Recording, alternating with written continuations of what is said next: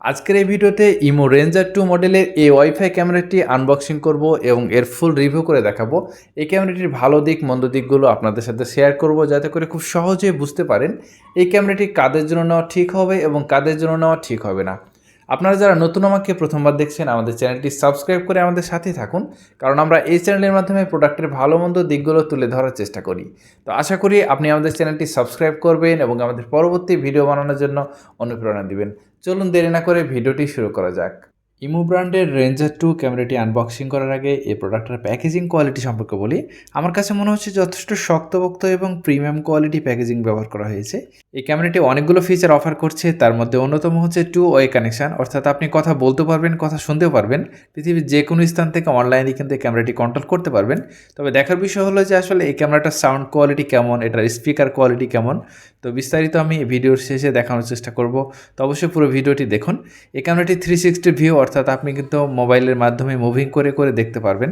Smart tracking আছে, privacy mode আছে, night vision আছে, মোশন ডিটেকশান আছে, এবং মোশন ডিটেকশানটা অত্যন্ত প্রয়োজনীয় বর্তমানে আইপি ক্যামেরাগুলোর জন্য।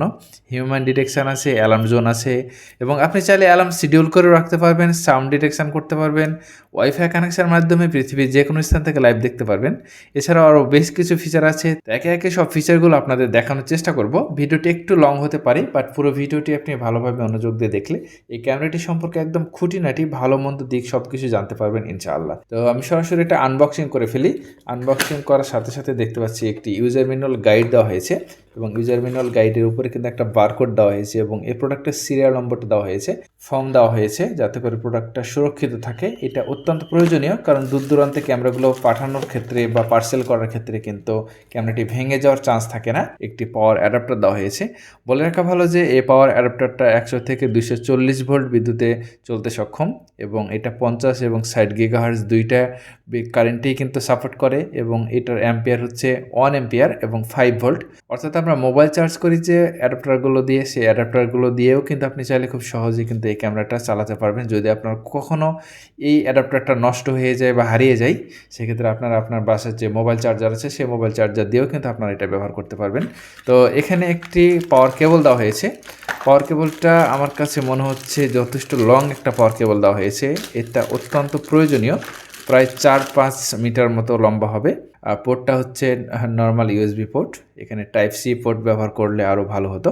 তো যাই হোক, এটা রেখে দিই। পাশাপাশি আমরা দেখতে পাচ্ছি বেশ কিছু রয়্যাল প্লাগ স্ক্রু দেওয়া হয়েছে, এবং এখানে একটা ক্লিপ দেওয়া হয়েছে, যেটা ক্যামেরাটা মাউন্ট করার জন্য প্রয়োজন হবে।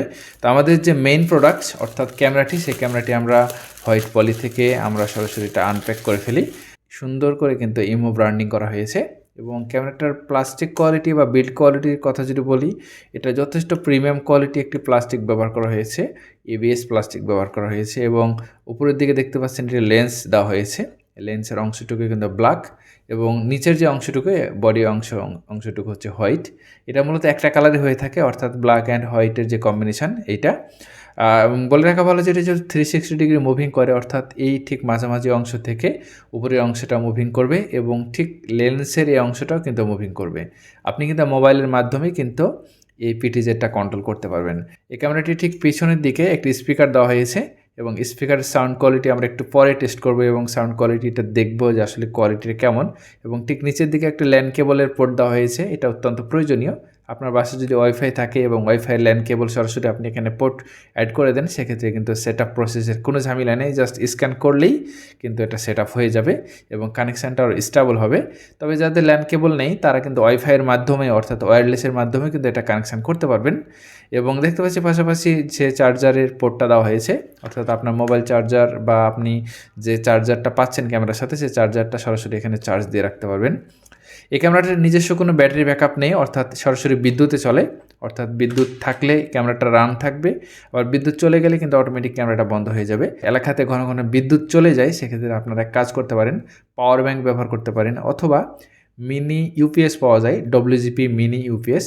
সেই ডব্লিউজিপি মিনি ইউপিএস কিন্তু এটার সাথে সেট করে দিতে পারেন, এতে করে বিদ্যুৎ চলে গেলেও কিন্তু নন স্টপ 8 থেকে 10 ঘন্টা পর্যন্ত ব্যাকআপ পাওয়া যায়। ইমো রেঞ্জার 2 ক্যামেরাটি আমি সেট আপ কমপ্লিট করেছি। সেট আপ কমপ্লিট করার পর আমি এখন এর ফুটেজটা টেস্ট করব। তো ফুটেজটা টেস্ট করার জন্য আমি ক্যামেরাটা আপাতত আমার রুমের এক কোণে রেখেছি। তো নিশ্চয়ই এখানে দেখতে পাচ্ছেন। এখানে আমি ক্যামেরাটি রেখেছি এবং এই মাল্টিপ্লাগ থেকে কিন্তু পাওয়ারটা কানেকশান করেছি। তো আমি এখন যে কাজটা করব, এটার ভিডিও ফুটেজ দেখার জন্য ইমো লাইভ যে অ্যাপটা আছে সে অ্যাপটা ওপেন করব। এই ভিডিওটা লং হয়ে যাবে, যে কারণে এই ভিডিওতে আমি সেটআপ প্রসেসটা দেখালাম না। তো আপনারা যদি কেউ সেটআপ প্রসেসের ভিডিও দেখতে চান, সেক্ষেত্রে অবশ্যই আপনি আমাদের চ্যানেলটা ভিজিট করে আসবেন। সেক্ষেত্রে আপনি খুব সহজে কীভাবে ইমো রেঞ্জার 2 ক্যামেরাটি সেটআপ করা যায় সেই বিষয়ে আপনি ভালো একটা আইডিয়া পাবেন। তো ইমো লাইভ যে অ্যাপটা আছে, সরাসরি আমি এই অ্যাপটা ওপেন করি। তো অ্যাপটা ওপেন করার সাথে সাথে দেখতে পাচ্ছেন যে আমাদের ক্যামেরাটা কিন্তু অলরেডি সেটআপ কমপ্লিটেড আছে। আমরা যদি ফুটেজটা ওপেন করি, ফুটেজটা ওপেন করার সাথে সাথে কিন্তু একটু সময় নেবে এবং আপনারা কিন্তু দেখতে পাচ্ছেন আমার কিন্তু খুব সুন্দরভাবে ফুটেজটা ওপেন হয়ে গেছে এবং যথেষ্ট ক্লিয়ার, একদম স্পষ্ট একটা ভিডিও ফুটেজ পাচ্ছি। তবে এটা যেহেতু আমি ওয়াইফাইয়ের মাধ্যমে দেখতেছি, সেক্ষেত্রে একটু স্লো হচ্ছে। আমার যে এর আগের বাল্ব হোল্ডার সিস্টেম ক্যামেরাটি আছে, সে ক্যামেরারও ফুটেজ আমি টেস্ট করব এখন। দুইটা পাশাপাশি কম্প্যারিজন করে দেখব যে আসলে কোন ক্যামেরাটার ভিডিও ফুটেজ বেশি ক্লিয়ার।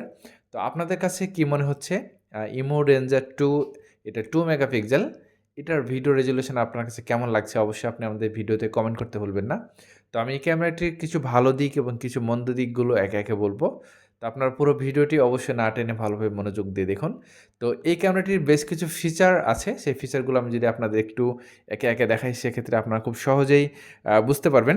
প্রথমে যদি আমি চলে আসি এই অ্যাপের ইন্টারফেসে, এই ভিডিও ফুটেজের উপরে দেখতে পাচ্ছেন বাম দিকে একটা স্পিকার আইকন আছে, অর্থাৎ ক্যামেরার আশপাশে কে কী কথা বলছে বা বলবে, সেক্ষেত্রে কিন্তু আপনি এখানে শব্দ শুনতে পারবেন। তো আমি যেটুকু আমার পার্সোনাল অভিমত থেকে বলছি, ক্যামেরার ঠিক কাছাকাছি ১-২ ফিট বা ৩ ফিটের মধ্য থেকে যারা বসে কথা বলবে, তাদের কথা কিছুটা বোঝা যাচ্ছে, শোনা যাচ্ছে। বাট একটু দূরে, অর্থাৎ পুরো রুমের মধ্যে কে কী কথা বলছে, এই কথাগুলো কিন্তু ততটা ক্লিয়ার স্পষ্ট আসলে বোঝা যাচ্ছে না। এবং সাউন্ড কোয়ালিটিটা একটু ইমপ্রুভ হলে এই ক্যামেরাটি আমাদের জন্য, আপনাদের জন্য একটা বেস্ট আইপি ক্যামেরা হবে বলে আমি মনে করছি। তো ভিডিওটি লং হয়ে যাবে, যে কারণে ভিডিওটি আমি দীর্ঘায়িত করছি না। সুতরাং এই ফিচারটা আরও আপডেট হওয়া দরকার।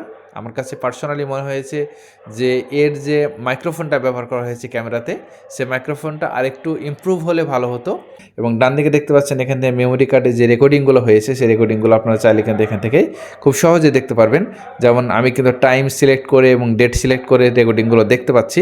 আপনারা একটু যদি স্ক্রিনটা ভালোভাবে খেয়াল করেন, সেক্ষেত্রে কিন্তু দেখতে পাচ্ছেন যে আমি এর আগে যে রেকর্ডিংগুলো করেছি, সেই রেকর্ডিংগুলো কিন্তু খুব সহজেই কিন্তু এখানে দেখা যাচ্ছে।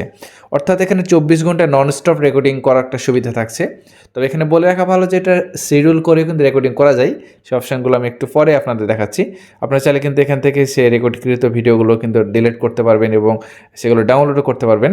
মোশন ডিটেকশন অন করা থাকলে এখানে আরও বেশ কিছু অপশান চলে আসবে। আপনি চাইলে হিউম্যান ডিটেকশন করতে পারবেন, অর্থাৎ মানুষ যদি আপনার ক্যামেরার সামনে আসে, সেক্ষেত্রে অটোমেটিক কিন্তু ক্যামেরাটা মুভ করবে, এটা করতে পারবেন এবং স্মার্ট ট্র্যাকিংও করতে পারবেন। আপনি এখানে অনেকগুলো অপশান পাচ্ছেন। যেমন আমি অলরেডি মোশন ডিরেকশন অন করার সাথে সাথেই আমি অলরেডি ডিটেক্ট করে ফেলেছি যে আমি এখানে আছি, এবং আমি যদি ক্যামেরা থেকে হাঁটাহাঁটি করি সামনের দিকে, আপনি হয়তো লক্ষ্য করবেন ক্যামেরাটাও কিন্তু আমার সাথে সাথে এটা মুভ করবে। তো আমি দেখুন, আমি কিন্তু একটু ডান সাইডে হাঁটাহাঁটি করি, আমি কিন্তু কোনো প্রকার এখন মুভিং করছি না পিটিজেড দিয়ে। সুতরাং তারপরও কিন্তু ক্যামেরাটা নিজে নিজে এটা ট্র্যাকিং করে আর কি নিজে নিজে মুভ করছে, অর্থাৎ আমি যেদিকে যাচ্ছি ক্যামেরাটাও ঠিক সেদিকে ঘুরতেছে। খুব ইন্টারেস্টিং একটা বিষয়।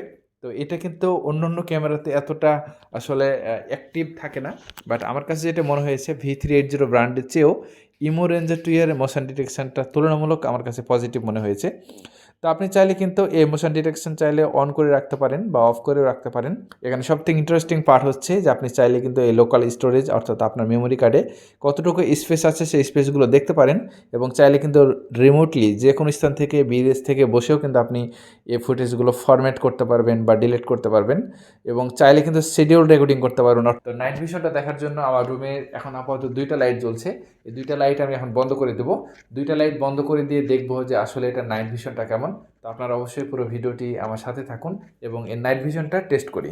তো নাইট ভিশন টেস্ট করার জন্য আমার রুমে যে লাইটটা আছে, সেই লাইটটা আমি বন্ধ করে দিচ্ছি। রুমের লাইটটা বন্ধ করার সাথে সাথে কিন্তু নাইট ভিশন অন হচ্ছে না, একটু সময় নিচ্ছে সম্ভবত। দেখি কিছুক্ষণ অপেক্ষা করি কতক্ষণ এটা নাইট ভিশন অন হয়। হ্যাঁ, দেখতে পাচ্ছি যে 3-4 সেকেন্ড মতো সময় নিয়েছে। 3-4 সেকেন্ড সময় নেওয়ার পর কিন্তু এটা নাইট ভিশন অন হয়েছে। তো আমি এটা পিটিজেড থেকে আমি ক্যামেরাটা একটু উপরের দিকে করে দিই, অর্থাৎ উপরের দিকে বাটনে ক্লিক দিলে কিন্তু এটা উপরের দিকে হয়ে যাচ্ছে। নাইট ভিশনের কথা যদি বলি, আমার কাছে পার্সোনালি যেটা মনে হচ্ছে, নাইট ভিশনটা মোটামুটি ভালো ক্লিয়ার আছে। ব্ল্যাক অ্যান্ড হোয়াইট, অর্থাৎ ঘুটঘুটে অন্ধকার এটা ব্ল্যাক অ্যান্ড হোয়াইট দিতে সক্ষম হচ্ছে। আর যদি লাইট জ্বালা থাকে সেক্ষেত্রে তো কালারফুল দিবে, অর্থাৎ ঘুটঘুটে অন্ধকারেও কিন্তু এটা ভিডিও রেকর্ড করতে সক্ষম। তো আমার কাছে মনে হচ্ছে যে নাইট ভিশনটা যথেষ্ট পরিমাণে ভালো।